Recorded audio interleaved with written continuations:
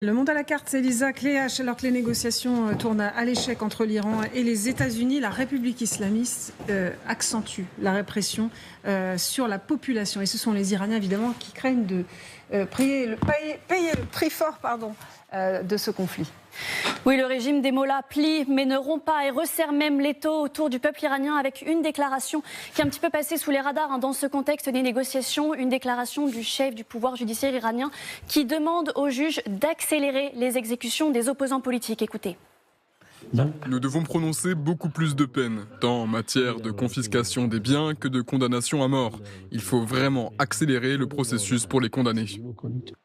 Mais c'est effectivement ce qu'on observe, une multiplication des exécutions ces derniers jours avec 10 exécutions en 8 jours selon la presse iranienne exilée ainsi que plusieurs ONG. On va le voir, les visages de certaines victimes de cette répression, notamment ce jeune homme. Il a 18 ans, il a donc été exécuté et son corps n'a toujours pas été restitué à sa famille. Selon plusieurs ONG, ces opposants, ce sont majoritairement des manifestants qui avaient participé à ces émeutes dans les rues iranienne en janvier dernier qui, je vous le rappelle, avait fait plusieurs dizaines de milliers de morts en seulement quelques jours. Ces opposants sont souvent accusés, je cite, d'inimitié envers Dieu selon les termes de Téhéran ou encore d'espionnage pour Israël ou les États-Unis. Et cette répression est d'autant plus féroce que les informations ne nous parviennent que très difficilement à cause de cette coupure massive d'Internet qui emprisonne encore un petit peu plus le peuple iranien. Et avec la guerre, Elisa, la répression prend aussi un nouveau visage.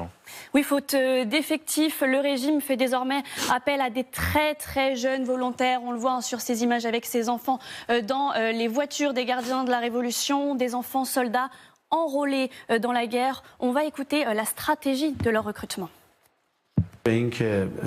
Nous avons reçu énormément de demandes de la part d'adolescents et de jeunes souhaitant rejoindre ces dispositifs. Face à l'âge des volontaires et à leur forte demande, nous avons fixé l'âge d'admission à 12 ans. Ainsi, des enfants de 12 ou 13 ans peuvent désormais s'engager.